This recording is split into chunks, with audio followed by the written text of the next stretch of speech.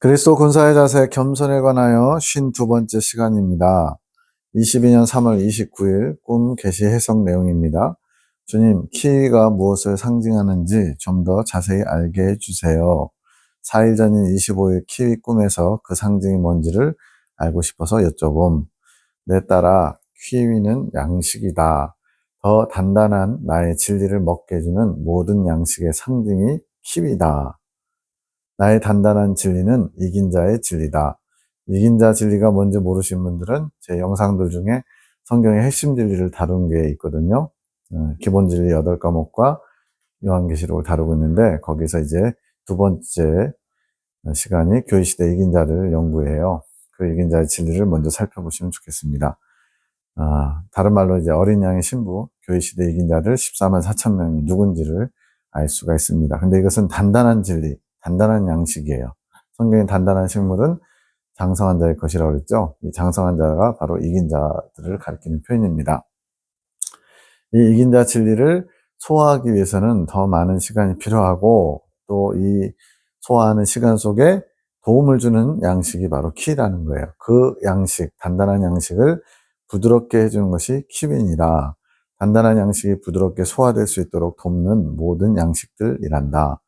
왜 키라고 했나 봤더니 키위는 단백질분해 그 효소인가요? 그게 있어가지고 고기의 육질을 부드럽게 하는 능력이 있대요. 역할이 있대요. 그래서 키위로 이렇게 하면 고기의 그 단단한 그런 부분들이 부드럽게 육질이 부드럽게 된다고 합니다. 그래서 주님이 키위를 상징으로 넣으신 것 같아요. 왜 이렇게 단단한 양식에 키위가 필요하냐면 단단한 식물은 아무나 먹을 수 없고 또 쉽게 먹을 수가 없기 때문에 먼저 부드럽게 하는 그런 양식이 또 필요하다는 거죠. 단단한 양식을 먹기 전에 키위와 같은 부드러운 양식을 먹어야만 단단한 식물을 먹을 수 있는 그런 준비가 된다는 거죠. 내 어미 강권사님에게 아직 키위가 필요하다고 하는 것은 핵심 진리, 아까 성경의 핵심 진리 말했죠. 그것에 관해 지식적으로 부족한 것을 조명하기보다는 지식이 부족하다, 성경의 핵심 진리 내용을 잘 모른다고 말씀하시는 게 아니라 그녀가 이긴 자를 향해 나아가는 진리, 이긴 자를 소망하며 나아가는 것에 경험적으로 체득하기 위해서 아직은 키위가 필요하다는 것이다. 그러니까 지금 성경의 핵심 진리를 통해서 이긴 자의 진리를 알고는 있어요. 그런데 아직은 그것이 내 것처럼 주님이 내게 주신 이긴 자에 대한 소망을 온전히 내 것으로 갖지 못한 거예요. 그러다 보니까 그런 이긴 자에 대한 소망을 가질 수 있도록 주님께서 키위와 같이 그것을 소망할 수 있도록 부드러운 양식이 필요하다는 것을 키위의 꿈으로 보여주셨다는 거죠. 키위가 필요하다는 뜻의 초점은 지식에 있는 게 아니라 그러한 이긴 자에 대한 소망을 가질 수 있도록 그 전 단계로 부드러운 양식, 키위와 같은 양식이 필요하다는 것을 조명한 거죠. 나는 그녀를 여선지자처럼 사용하기 원한단다. 성경에 여선지자, 드보라 이런 사람도 있었죠. 그러기 위해서는 그녀가 키위에 대해 보는 눈이 있어야 하는 것이다. 키위와 같은 양식을 보는 눈이 있어야 그것을 소화시키고 다른 사람들에게도 전달해 줄 수 있다는 거죠. 그녀의 깨달음의 지경이 넓어져야 된다. 지경이 넓어져야 된다. 더 폭넓게, 광활하게 하나님이 주신 것들을 다 소화해서 다른 사람들에게도 도움을 줄 수 있는 그런 통로로서 쓰임받으려면 깨달음의 지경이 넓어져야 된대요. 그러려면 내가 말하는 모든 것에 대해 수용적이 되어야 된다. 수용은 뭐예요? 받아들인 자세잖아요. 주님이 주신 거에 대해서 이건 왜 그래요? 막 따지고 묻고, 물론 묻는 건 좋아요. 주님의 뜻이 뭔지를 알기를 원하는 건 좋은데, 근데 내가 가지고 있는 기준 가지고 척도로 삼아서 재려고 하면 안 된다는 거죠. 이건 좀 받아들이기 어려운데요. 이건 좀 아닌 것 같은데 이런 식으로 하는 게 아니라 수용적인 자세. 주님은 언제나 옳습니다. 주님은 언제나 좋은 것을 주기 원하십니다. 이런 자세죠. 내 편에서 나의 말을 받아야 한다. 주님의 편에서, 즉 주님의 관점으로 주님의 말씀을 볼 수 있어야 된다는 거죠. 자신의 편에서 나의 말을 보는 게 아니라 자신의 관점을 중심으로 보는 게 아니라 나의 말이 그녀를 통해 나갈 수 있도록 나의 편이 되어야 한다. 이건 뭐 사람 관계에서는 이제 네 편, 내 편이 이게 골수적인 게 될 수 있잖아요. 근데 이제 우리는 주님과의 관계에서는 무조건 주님 편에 서야죠. 제가 이 편 얘기 나오면은 남북전쟁 이야기가 떠올라요. 남북전쟁 때 북군도 남군도 다 예수님 믿는 사람들이었거든요. 그러다 보니까 미국의 남북전쟁 때 서로 기도했어요. 하나님 우리 승리할 수 있게 해달라고.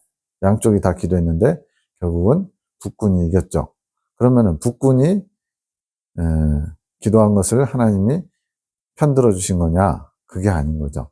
하나님 편에 북군이 서 있었기 때문에 노예 해방에 그거에 초점이 있었기 때문에 주님께서 북군이 승리할 수 있도록 도와주신 거죠. 네, 이거는 말장난 같지만 중요해요. 네, 내가 주님 편에 선 건지 주님이 내 편을 들어주신 건지 우리는 주님 편의 선자가 되어야 합니다. 그것이 너희 차이다. 무슨 차이냐면 이제 하늘군대를 통해서 주님께서 이미 말씀하고 계시는데 군사학교 2기 중에 이 강권사님이 이제 꼭 환상을 보시고 이런 계시를 좀 받으세요. 그런데 이 군사학교 1기인 하늘군대 주계시와 보충계시 세 분이 계시는데 이 세 분과 이 강권사님의 차이가 뭐냐? 계시자들 차이가 아니라 계시를 받는 분들과 계시 받지 못하는 분들. 그래서 못한다니까 좀 이상한데 계시를 받지 않는 분들. 그러니까 계시 받는 네 분, 이 강권사님까지 포함해서 네 분의 계시 사역자들과 그 외에 나머지 6분의 차이가 뭐냐? 바로 계시 받는 분들이 예수님 편에서 받는다는 거죠. 자기 생각, 자기 뜻 이걸 내세우지 않고 주님께서 주신 것을 온전히 그대로만 전달하는 도구의 통로로 조금 더 사심이나 조금 더 오염을 섞지 않는 오염물 찌꺼기들을 섞지 않으려고 애쓰는 자세, 그게 예수님 편에 선 것이라는 거예요. 그것처럼 강호사님도 그렇게 하시길 원하시는 거죠. 말씀, 계시를 나의 입장, 나의 편이 되어서 나의 감정까지 모두 그대로 자신의 것으로 받으려는 자세, 이게 바로 계시 사역자들에게 요구하시는 자세인 거죠. 오늘날 계시 사역자들이 많이 있어요. 근데 맞는 것도 있고 안 맞는 것도 있고 또 어느 정도 주님의 뜻이라고 분명하게 보이는 게 있고 또 이상한 것들도 있죠. 근데 이런 것들이 다 뭐냐? 바로 순전하게 주님이 주신 것을 그대로 받는 게 아니라 내 틀 안에서 또 재해석을 해서 주님의 뜻을 전달하거나 또는 아직 영적으로 덜 성장해서 제대로 주님의 뜻을 알지 못해서 왜곡된 것을 잘못 전하거나 이러기 때문에 계시가 순수하게 전달되지 않고 이상하게 전달됨으로써 이제 계시를 자꾸 신봉했더니 계시를 따라갔더니 오히려 더 이상해지더라. 그러면서 계시는 참고용 이런 식으로까지 가더라고요. 이제는 이 계시 사역자들, 계시의 통로들이 주님의 뜻을 온전히 받고 주님의 마음을 아는 자고 또 영적으로도 성장해서 주님과 일치를 이룬 사람이라면 있는 그대로 받아들여야 된다는 것이 제가 정리한 계시 받는 자의 자세, 또 계시를 듣는 사람의 자세라고 생각이 듭니다. 인간의 것이 아닌 주님께서 뜻한 바를 드러내고자 하는 수단으로서의 감정. 그러니까 지금 주님의 감정을 품고 계시를 받는 거예요. 내 형편, 내 입장, 내 생각 이런 것이 틈을 타지 못하도록 차단시키고 오직 주님의 편에서 계시의 모든 것을 받아들이는 것. 이러면 다 주님의 뜻이 온전하게 전해지는 거잖아요. 그러면 있는 그대로 받아도 되죠. 근데 그렇지 않고 준비되지 않은 계시 사역자들이 그냥 뭐 환상이다, 꿈이다, 뭐 음성이다 해가지고 자기 생각을 막 섞어가지고 오늘날 계시 전달하다 보니까 오늘날 계시가 그만큼 신뢰성이 떨어지고 또 참고용으로까지 전락하고 만 것 같아요.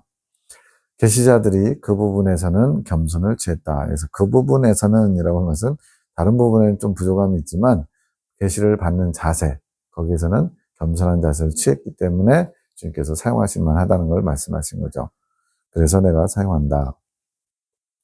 어렵네요, 주님. 어렵지. 너희 마음을 너희조차 다 볼 수 없으니 어려운 것이다. 자기 마음도 자기가 모를 때가 많잖아요. 근데 주님의 마음, 눈에 보이지도 않는 주님의 마음을 알아온다는 것은 보통 일이 아니죠. 그러나 모든 마음이 나를 향해 있지 않으면 그 길, 이긴 자의 길은 어려운 것이란다. 여기서 중요한 포인트를 뭐라고 하시냐면 주님을 전심전력으로 찾고 찾으며 또 주님의 뜻이 나타날 때 주님 뜻에 내 뜻을 굴복시키고 온전히 그것을 수용하려고 하는 자세, 이러한 마음 자세가 아니면 이긴 자의 길은 가기 어렵다는 거죠. 그러니 내가 아주 세세한 것까지 조명해 주는 것이란다. 박명희 집사님이에요. 너라고 해서 그러지 않은 부분이 없다고 생각하느냐? 너 또한 교정받아야 할 것이 많지. 아직은 많은 부분에서 교정됐지만 아직도 더 교정될 게 많다는 거예요.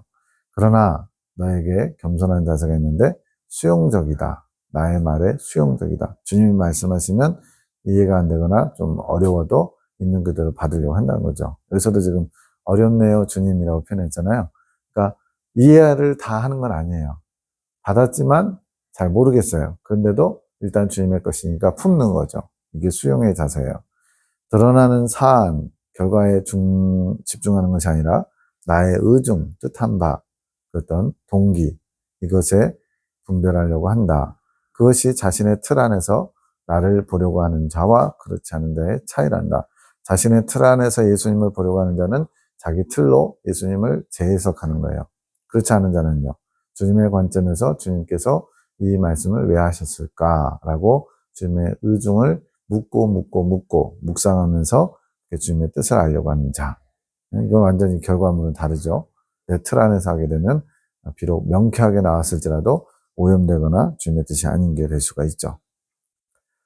자기 판단의 주체가 나 예수님인 것이란다. 이게 이제 자기 틀 안에서 보지 않고 예수님의 틀 안에서 보는 거죠.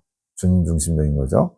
그런 자, 예수님을 판단의 주체로 두는 자가 나의 뜻, 계시를 알아갈 수 있다. 그래야 온전하게 받을 수 있으니까요. 나는 순이가 강권사님이 이런 위치에 있기를 원한다. 하늘 군대에서 일부만 주님의 계시를 알아가기 원하신다는 게 아니라 강권사님을 사역적으로 쓰기 원하신다. 여기서는 사역적으로 쓰기 원하신다는 것은 이 당시에는 일단 교회를 향한 주님의 뜻을 제대로 알기 원하는 거였고요.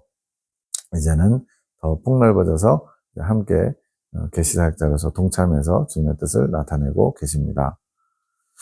22년 3월 31일 창조계시기도 송원장님, 먼저 강권사님을 위한 기도. 당신의 놀라우신 은혜와 사랑에 감격하지 않을 수 없습니다. 이것이 당신의 전능함이며 능력이십니다. 당신의 기쁨, 큰 기쁨으로 삼으신 강권사님을 축복하옵소서. 이미 당신의 사랑으로 자신의 마음을 보게 하시며 당신의 마음을 비추어 주셨습니다. 이제는 당신 앞에 자신을 기꺼이 도구로 드리기 원함을 기쁘게 받으소서. 당신의 것으로 치해 주시고 당신의 능력으로 기름 부어 주소서. 나의 사랑하는 딸아, 내가 너를 오래전 택하였고 함께 왔느니라. 이제는 내가 나를 노래하는 아름다운 한 송이 꽃이 되기를 축복하느라. 주님을 노래한다. 주님에 대해서 찬양으로 영광을 돌린다. 여기서는 말씀을 받아서 주님을 드러내는 것을 말하죠. 나의 일을, 나의 뜻을 전하며 이루는 나의 온전한 도구가 되도록 내가 취하며 축복하노라. 이제는 사랑의 사도로서 군사학교 2기가 사랑의 사도로 불림을 받으셨거든요. 나의 사랑을 전하는 전달자 일을 감당할 자격을 내게 주노라. 주님이 임명하시는 거예요. 물론 이제 목사라든가 권사라든가 이렇게 사람의 제도 안에서 임명도 있지만 이렇게 영으로 주님께서 임명하시는 그런 것도 어떻게 보면 이게 더 귀하고 큰 거 아니겠어요? 주님이 내가 너를 사랑을 전달하는 전달자로 세운다. 이것이 어떻게 보면 이제 인간의 제도에서 나오는 임명보다 더 귀하고 복된 것 같아요. 물론 이제 목사, 장로, 권사 이것도 주님이 주시는 허락하시는 거지만 때로는 인간적인 생각도 들어가죠. 명예권사 뭐 이래가지고 교회 좀 오래 다니셨거나 조금 봉사했다고 연세가 있으시니까 집사님보다는 권사님이 낫겠다 싶어가지고 명예권사, 명예장로도 주거든요. 그러니까 하나님께로부터 온 것은 맞지만 때로는 온전하지 않을 수가 있지만 여기서는 지금 주님께서 나의 자격, 도구로 쓰실 자격을 임명하고 계신 거예요. 내가 너의 겸손함을 원하는 마음을 받았으니 겸손하게 원하는 마음을 받으셨대요. 너 역시 내가 부여하는 자격을 받아 나를 누리며 나의 축복을 전하는 통로로서 다른 이들을 복되게 하여라. 자, 이렇게 임명하시는 나의 도구로서 쓰임받기를 임명하시는 목적이 뭐냐면 너 자신을 위한 것도 있지만 더 큰 목적은 다른 사람들을 복되게 하기 위해서 도구요 통로로서 주님의 뜻을 잘 전달해 줌으로써 다른 사람들의 영혼을 살리는 일에 쓰임받기를 원하시는 거죠. 그것이 나를 기쁘게 하는 일이니 늘 나에게 순종하여 나의 뜻을 전하고 나의 일을 이루어 나를 기쁘게 하여라. 내가 내 일을 할 수 있게 능력의 옷을 입혀주리라. 주님께서 능력의 옷을 입혀주신대요. 즉 그러한 사역을 감당함으로써 주님의 능력이 나타나게 되는 거죠. 이제는 내 입술이 나를 전하는 아름다운 입술이 되었다. 그렇다고 해서 이제 입술이 완전히 주님의 것만을 전하는 건 아니고요. 주님께서 원하시는 어느 정도 분량을 채웠기 때문에 이제는 나를 전하는 아름다운 입술이 되었다고 인정해 주신 거예요. 온전한 건 아니고 주님께서 인정하실 만한 어느 분량에 이르렀다는 거죠. 다만 나에게만 집중하여라. 내가 주는 나의 뜻, 나의 마음만 늘 바라보아라. 그래서 계시사역자의 중요한 자세가 뭐냐? 주님만 바라보고 주님의 뜻에 집중하고 묵상하고 이런 자세가 필요하다는 거예요. 내가 너를 이끌어갈 것이니 한눈 팔지 않으면 죽겠구나.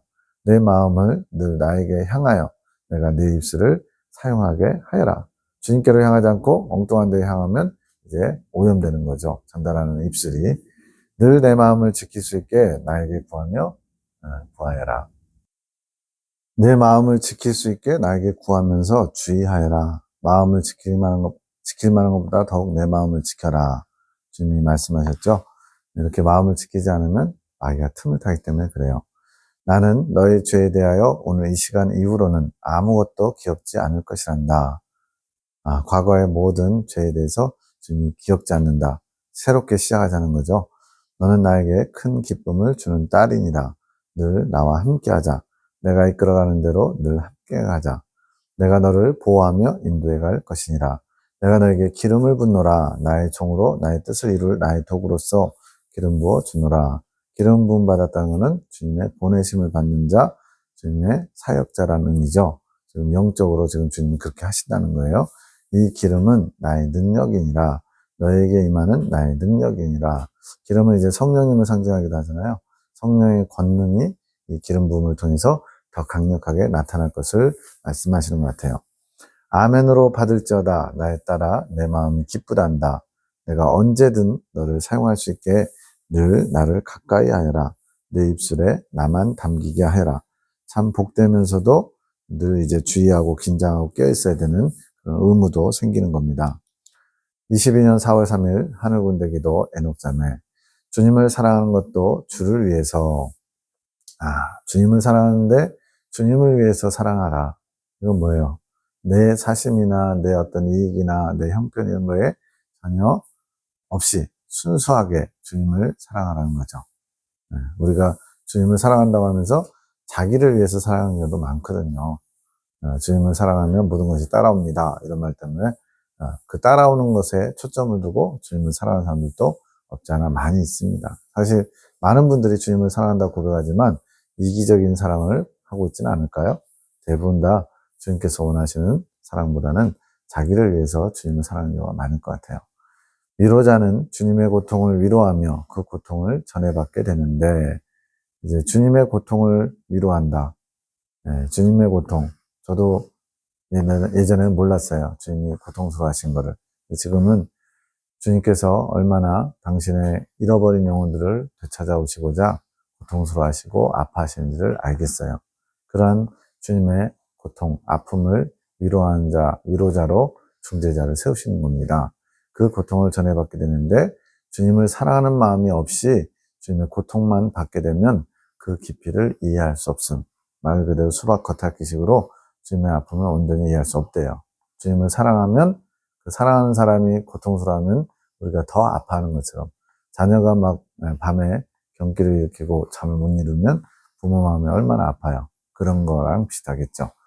주님을 위로하기 위해 주님을 사랑하는 마음이 내 안에 가득 차야 함. 주님을 사랑하는 사람이 주님을 온전히 위로할 수 있다는 얘기예요. 그러려면 주님을 사랑하는 마음이 내 안에 가득 차야 된대요. 근데 이 주님을 사랑하는 마음조차도 주님이 주셔야만 합니다. 내가 사랑하고 싶다고 주님을 마음껏 사랑하는 게 아니더라고요. 모든 것은 다 주님께 받아야 돼요. 주님을 온전히 사랑하기 위해서는 먼저 내 생각, 내 감정, 내 의지를 모두 비워야 함. 나가 없어져야 된다는 거죠. 이것이 비워지지 않으면 주님만을 온전히 사랑할 수 없습니다. 왜냐하면 여전히 나를 사랑하는 마음이 언제나 방해거리가 되거든요. 충돌이 일어나요. 우리가 이것을 먼저 온전히 비워내기 원하심. 그것이 우리를 향한 주님의 마음. 우리가 주님만을 온전히 사랑하기 위해서 우리의 모든 것을 비워내시는 작업. 주님을 온전히 사랑하기 위한 게 비움의 목적이라는 거예요. 비움의 목적은 주님께서 우리의 것을 빼앗아가는 게 아니라 주님을 온전히 사랑할 수 있도록 더 좋은 것을 채워주시려고 비우게 하신다는 거죠. 그 작업이 우리에게는 고통, 비워내야 하기에 고통, 빼앗기는 것처럼 느낀다는 거죠. 또 이것을 놓으면 안 될 것 같은 그런 절박감도 있을 수 있죠. 그것이 소중한 줄 알고 착각하는 거죠. 하지만 주님만을 온전히 사랑하기 위해서는 원해야 될 뭐를요? 비워지기를 원해야 되는 거죠. 꼭 거쳐야 되는 과정, 불순물이 걸러지는 과정, 온전한 사랑으로 거듭나는 과정, 이러한 비움의 과정을 통해서 온전히 주님을 사랑할 수 있다고 말씀합니다. 그것을 겪어가는 것, 비워내야 함, 비워내기를 원해야 함. 자, 비워내야 되는 것은 목적이고요. 비워내기를 원하는 것은 내가 해야 될 부분이죠. 나의 더러운 불순물들 때문에 주님의 일에 방해되고 주님을 온전히 사랑하지 못함. 우리가 주님을 사랑하기를 원하지만 사랑하지 못하는 것은 나의 불순물들이 있기 때문에 나의 더러운 생각들, 감정들, 의지들 이런 것들이 주님을 온전히 사랑하지 못하게 한대요. 주님을 온전히 누리지 못하는 것. 주님을 온전히 사랑하는 것이 또 주님을 온전히 누리는 것이 된다는 거죠. 그건 얼마나 복된 거예요? 지금은 다른 뜻에 초점을 두지 말고 나를 온전히 비워내는 것에 초점을 두어야 함. 네.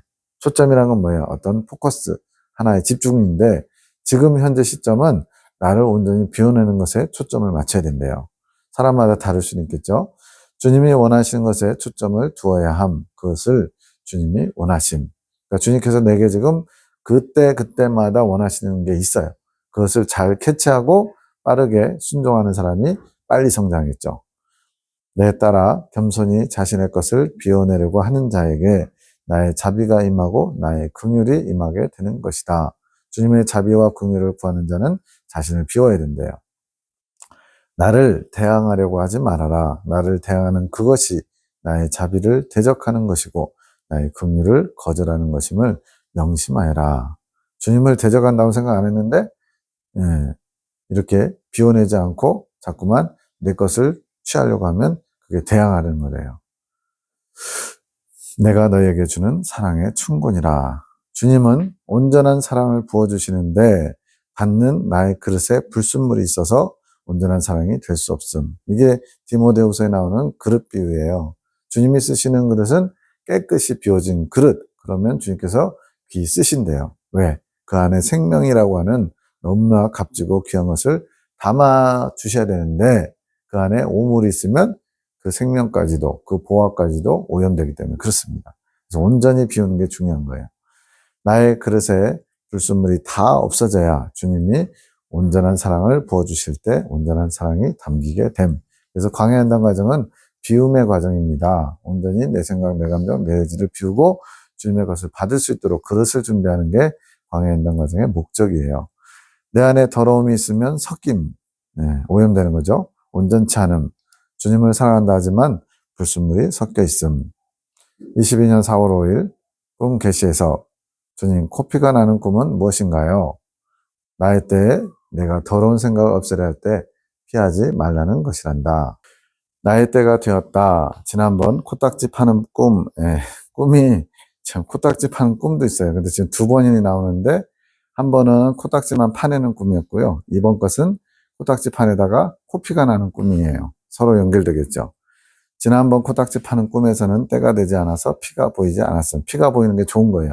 여기서 뭐 생리를 한다든가 코 파다가 피가 난다든가 또 피가 난 자국이 있다든가 이런 것은 다 예수님의 보혈과 많이 연결돼 있어요. 피가 보이는 것은 좋은 것이란다. 나의 때가 되어서 더러운 생각을 뿌리 뽑을 시점이 되었다는 것이지. 나의 보혈로 그 모든 것들이 가능한 것이란다. 나의 때가 되었다. 때가 돼서, 즉 하나님께서 이제 일하실 수 있는 준비가 다 갖춰졌기 때문에 주님께서 더러운 생각을 뿌리 뽑아 주신다는 거예요. 근데 이것이 주님의 보혈로 가능케 된다는 겁니다. 그것이 코딱지 팔 때 피가 나는 것으로 보혈의 피로 깨끗이 정리해 주는 것을 말하는 것 같아요. 보혈의 피를 흘려보낼 수 있게 되는 것이지. 그런데 그 실체를 보는 것이 두려워 사람들은 자기 임의대로 그 일을 마무리하는 것이란다. 그 실체를 본다. 자신의 코딱지는 이제 오염물들이 이렇게 덩어리진 게 코딱지잖아요. 그런 것들에 대해서 봐야 되는데, 인정해야 되는데, 인식해야 되는데, 그것을 두려워한다는 거죠. 네. 그렇잖아요. 사실 어떤 사람이 코딱지가 이렇게 딱 붙어 있는데 누가 코딱지 묻었다고 이렇게 하면은 되게 창피하잖아요. 이런 것처럼 그 자신의 그런 연약함, 더러움을 보는 것을 두려워하면서 자기 임의대로, 자기 마음대로 그 일을 마무리한다. 온전히 주님의 보혈의 능력이 임할 때까지 그것을 하지 못한다는 거죠. 중단한다는 거죠. 그러면 그것이 또 온전하게 되지 못하는 거죠. 직면해야지. 자신의 악한 모습을 직면하는 것, 부끄러운 모습을 직면하는 것이 쉬운 일이겠느냐? 그러나 멈추면 안 되는 것이다. 잠깐 하다가 더러운 것이 보인다. 냄새나는 이것 부끄러워서 보이기 싫다. 이러면서 멈추면 안 된다는 거예요. 그러면 그 더러운 생각의 뿌리가 아직 남아있게 되는 것이지. 그러면 또 주님은 또 다음번에 또 하신다는 거예요. 그것을. 어떻게 직면할 수 있는 것인가요? 용기가 필요하다. 자신을 바라보는 용기가 아니라 나의 능력을 바라보는 용기가 필요하지. 그러면 이제 그것을 해결할 수 있는, 직면할 수 있는 나의 부끄러움, 더러움, 오염됨을 직면할 수 있는 것은 용기가 필요한데 자기를 보는 게 아니라 주님의 능력을 바라보고 주님을 의지하는 그런 용기가 필요하대요. 즉 내가 할 수 있는 게 아니라 주님이 하실 것이기 때문에 자신의 초함을 직면하는 것은 나를 의지할 때 가능한 것이다. 그러니까 이것도 결국은 내가 하는 게 아니죠. 주님이 해주실 것을 주님의 사랑을, 주님의 능력을 믿고 바라보는 것. 우리가 할 일은 그러한 주님을 바라보고 의지하는 것밖에 없어요. 그것이 인간이 가지는 자기애를 부수는 것이지. 아까 오염된 것들이 다 자기애에서 비롯된 거라는 거예요. 너희는 스스로 자기를 얼마나 포장하고 사랑하는 줄 아느냐? 자기 체면 때문에 자기의 부끄러움이 드러나지 않게 하려고 온갖 것으로 포장한다는 거죠. 화장을 왜 합니까? 원판을 드러내지 않으려고 하죠. 예. 왜 멋있는 명품 옷으로 자기를 이렇게 치장합니까? 자신이 명품인 것처럼 보여주고 싶은 거죠. 이러한 포장술이 발달한 게 우리 인간의 실체예요. 너희가 말하는 겸손은 겸손이 아니라 포장된 겸손이 많지. 예, 겸손한 척 한다는 거죠. 진정한 겸손은 주님의 뜻에 나를 굴복시키는 것, 순종하는 것, 이런 것이거든요. 자기 자신의 실체를 온전히 나에게 보이는 용기가 필요하다. 먼저는 인식하고, 먼저는 드러나야만 된다는 거예요. 그래서 책망을 받는 것마다 빛으로 나타난다. 나타나지는 것마다 빛이니라. 이 표현이 그거예요.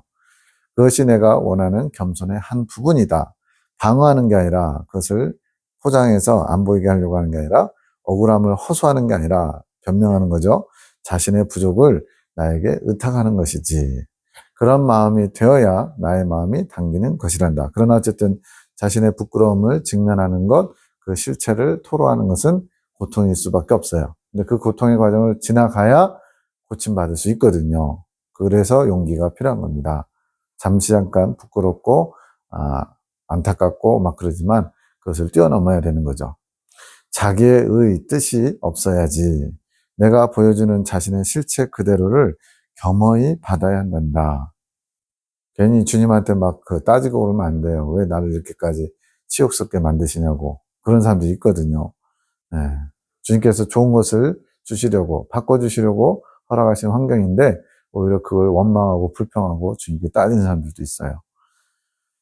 그리고 나를 사랑하고 의지하면 되는 것이지, 그냥 주님만 바라보고 주님만 의지하면 끝나요. 근데 묵묵히 그렇게 하면 되는데, 자꾸만 자기 생각을 앞세워가지고 자신의 방법으로 하려고 하니까 자꾸만 더 틀어지는 겁니다.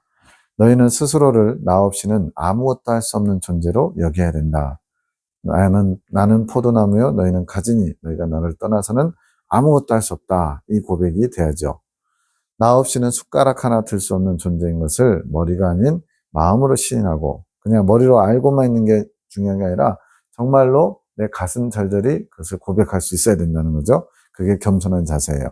그리고선 나에게 나와야지. 그리고 사람에게 나아가야 된다. 이건 뭐냐면 주님께 먼저 그것을 적나라하게 드러내고 주님의 치유를 받아서 이제는 그 모습으로 다른 사람에게 나와서 그 사람에게 또 치유가 흐르게 해야죠. 네. 그것이 자신보다 남을 더 낮게 여기는 것이란다.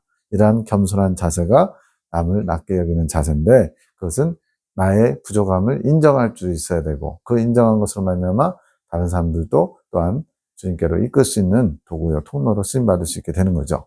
그런 사람은 환경에 토를 달지 않는다. 왜 나한테는 이렇게 어려운 환경, 답답한 환경, 내가 정말 직면하기 싫은 환경을 허락하셨나요? 나 자신에 대해서, 환경에 대해서 원망불평하지 않는다는 거죠.